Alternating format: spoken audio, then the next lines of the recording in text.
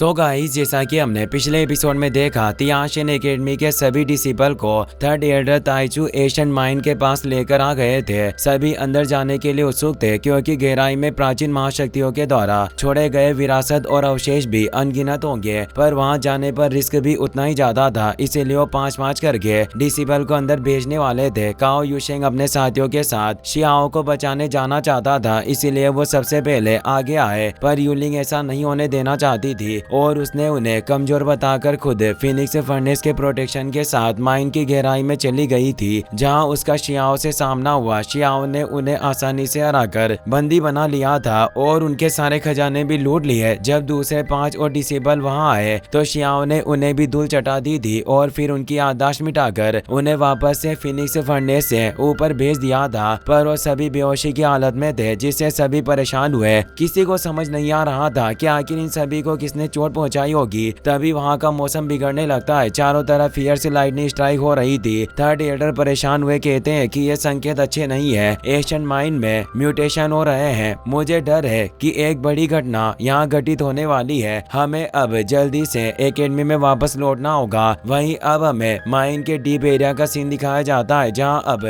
Xiao वापस से उस इमोर्टिलिटी पुल के वाटर को कंडेंस करने लग गया था, जिससे अब उसकी पावर काफी बढ़ गई थी और उसकी बॉडी काफी ज्यादा मात्रा में रिफाइन होने की वजह से इमोर्टिलिटी मेडिसिन निर्वाणा लेवल को उसने प्राप्त कर लिया था। तभी शियाओ को भी वहां एक रास्ते का एहसास होता है और उसे याद आता है कि जब उसने सुप्रीम डोजो में प्रवेश किया था, तब दाओ बाई ने उसे बताया कि 6 path of reincarnation celestial technique मेरे मास्टर के सुप्रीम पैलेस की मूल विरासत है। पर अब अफसोस की बात है कि मेरे पास सिर्फ उस विरासत का एक छोटा सा हिस्सा ही रह गया था। शियाओ सोचता है कि क्या वो बची हुई सुप्रीम पैलेस की अल्टीमेट 6 पाथ रीइंकार्नेशन टेक्निक यहाँ मौजूद हो सकती है, पर आखिर उसे यहाँ क्यों दफनाया गया होगा। इस सवाल के साथ वो वहाँ आगे बढ़ने लगता है। वो अब उस रास्ते पर पहुँच गया था जहाँ पुनर्जन्म के 6 पाथ की हेवनली आर्ट को स्टोर किया गया था। इस रास्ते पर प्रेशर काफी ज्यादा होता है, जिससे शियाओ को आगे बढ़ने में काफी प्रॉब्लम हो रही थी। इसीलिए उसने अपने थंडर एम्परर आर्मर को भी एक्टिवेट किया होता है। शियाओ को एहसास होता है कि ओरा इतना फियर्स है कि आसानी से एक एल्डर को भी फाड़ कर रख सकता है। इसका किलिंग इंटेंट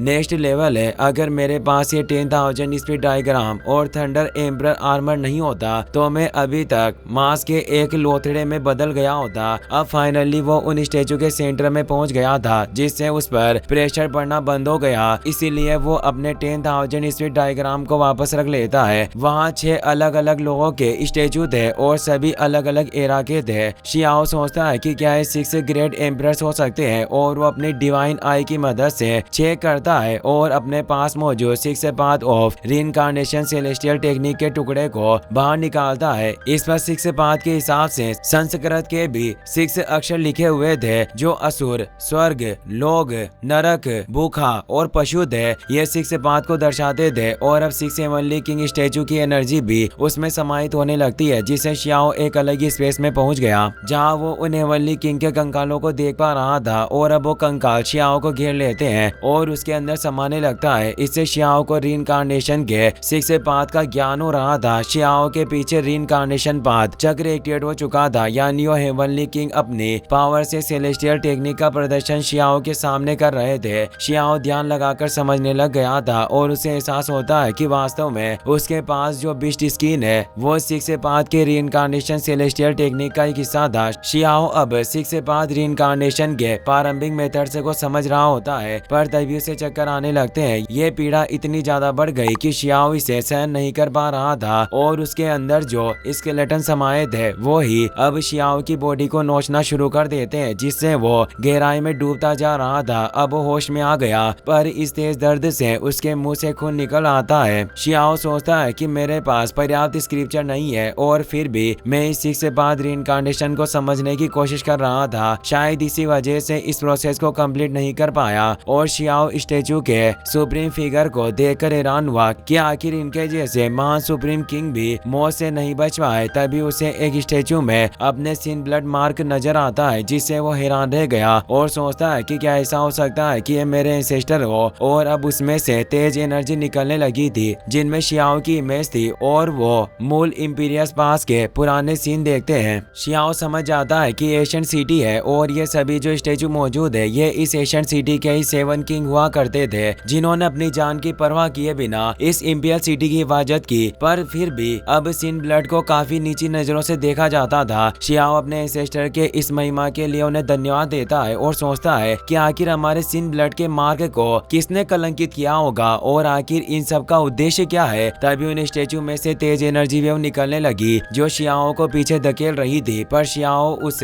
जगह से जाना नहीं चाहता था और सोचता है कि अगर अब मैं इतनी दूर आ चुका हूँ तो मैं यहाँ से 6 बाद रीइंकार्नेशन सेलेस्टियल टेक्निक को तो हासिल करके रहूंगा। और उसे याद आता है कि जब वो सिन ब्लड के एक किंग से मिला था तो उन्होंने उसे सिन ब्लड मार्क की वजह से ही पहचाना था। इसीलिए शियाओ अब अपने सिन ब्लड मार्क को एक्टिवेट कर लेता है और कहता है कि एंसेस्टर मैं आपका ही वंशज हूँ और मुझे सिर्फ आपकी ताकत उधार चाहिए ताकि मैं 6 बाद रीइंकार्नेशन को समझ सकूं। शियाओ का सिन ब्लड मार्क जब एंसेस्टर के मार्क से टकराता है तो वहाँ सभी जगह सिन ब्लड मार्क क्रिएट हो जाता है जिसकी एनर्जी अब उस 6 बाद टेक्निक के बिस्ट स्किन के अंदर समाने लगती है और शियाओ को कई सारे विजन आते हैं। इससे शियाओ को एहसास होता है कि संसार में जो भी चीजें मौजूद है उनका एक दिन अंत जरूर होगा। यहाँ तक कि धरती और आकाश भी अनंत समय के लिए नहीं है, पर अभी भी वो पुनर्जन्म में विश्वास रखता है और वापस से उस 6 बाद एशियन सेलेस्टियल टेक्निक को समझने लग जाता है। और इस बार शियाओ के पास एंसेस्टर की एनर्जी भी मौजूद थी जिससे रीइंकार्नेशन की 6 बाद की हेवन स्क्रॉल से भी मदद मिलती है जिससे वो चीजों को समझ पा रहा था। साथ ही वो रीइंकार्नेशन के 6 बाद की सेकंड स्टाइल जो गोस्ट रोड पिक्चर स्क्रॉल था उसे भी देख पा रहा था। साथ ही वो 6 बाद के थर्ड स्टाइल मानवता के पिक्चर को भी नजर आती है, यानी वो 6 बाद के 3 स्टाइल को समझ चुका था। चौथा स्टाइल डेमोनिक बिस्ट का स्क्रॉल था जिसमें सभी बिस्ट समाहित थे और 5वां मैजिकल एलिमेंट स्क्रॉल था और सबसे आखिरी 6 स्टाइल एनिमल स्क्रॉल था जिसमें सभी जीव जंतु की दुनिया थी। इस तरह से 6 बाद अलग अलग तरीके से बटे हुए थे और शियाओ इनके सिंपल क्लासिफिकेशन को समझ गया और इन सभी के मिलने पर ही सेलेस्टियल टेक्निक बनती थी। पर शियाओ अभी तक इसे गहराई से देख नहीं पाया था, पर वो इतना समझ गया कि यह सभी 6 स्टेज एक चक्र की तरह जुड़े हुए हैं और सब कुछ एक अंतहीन डोर से बंधा हुआ है और रीइंकार्नेशन सिर्फ दूसरी बार पैदा हुई सोल तक ही सीमित नहीं रहता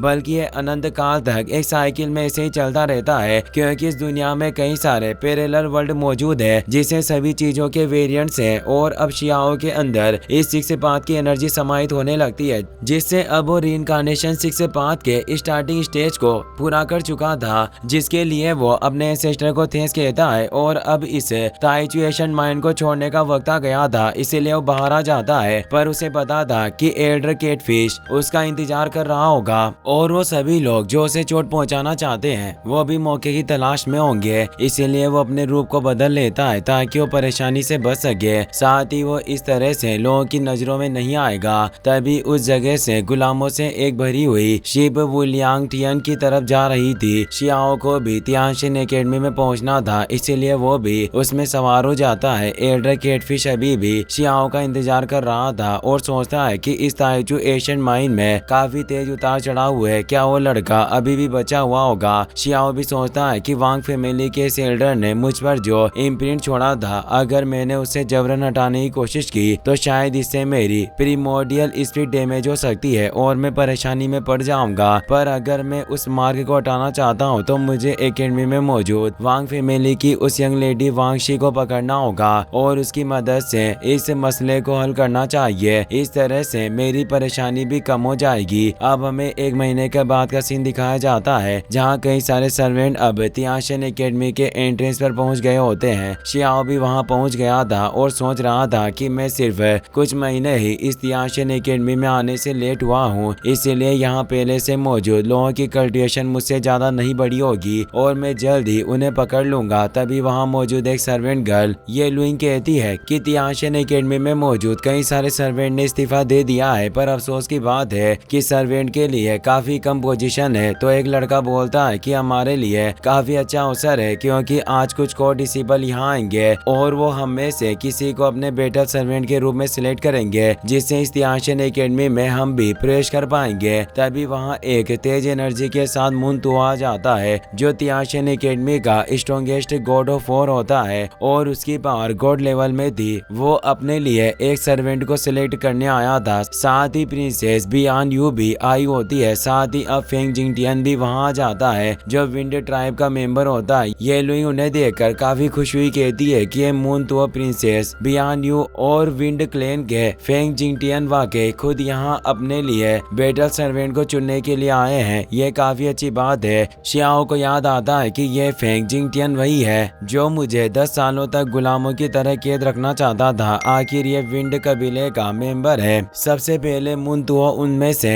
एक सर्वेंट को सिलेक्ट करता है जो और कोई नहीं बल्कि ये लुइंग होती है। ये लुइंग काफी खुश हो जाती है। प्रिंसेस बियान्यू कहती है कि मुझे एक एशियन बीस्ट माउंट की जरूरत है। क्या यहाँ कोई है जो मेरी आवश्यकताओं को पूरी कर सकता हो? तभी वहाँ मौजूद ओकुन जो व्हाइट टाइगर क्लैन का मेंबर था वो व्हाइट टाइगर में ट्रांसफॉर्म हो जाता है और अंगड़ाइयां लेने लगता है, जिससे बियान्यू काफी खुश होती है और उसे वो पसंद आ गया, इसीलिए वो उसे सिलेक्ट कर लेती है। बियान्यू उसके पास आ जाता है। वहाँ मौजूद दो को डिसेबल बातें करते हैं कि ये तीनों वाकई ग्रेट फैमिली होने की वजह से काफी चालाक हैं, जो एक जंगली बिस्ट को भी अपनी सेवा के लिए तैयार कर लिया। अब वहाँ पर वांग फैमिली की वांग शी भी आ जाती है। सभी लोग उन्हें देखकर खुश हुए कि वाकई जैसी कहानियां है। मिस वांग शी काफी ज्यादा खूबसूरत है। अगर ये हमें अपना बैटल सर्वेंट बनाती है तो फिर हमें मरने से भी कोई पछतावा नहीं होगा। बियान्यू ये सुनकर काफी जेलस फील करती है। वांग शी को अपने लिए सर्वेंट चुनना था और वो शियाओ की तरफ फिंगर पॉइंट करती हुई कहती है कि मैं तुम्हें चुनती हूँ, पर शियाओ मना कर देता है। इसी के साथ ये एपिसोड यहीं पर खत्म हो जाता है। वीडियो पसंद आया हो तो अपने दोस्तों के साथ शेयर करना और इस वीडियो को लाइक और चैनल को सब्सक्राइब करने के लिए आपका तहे दिल से शुक्रिया। Thanks for watching.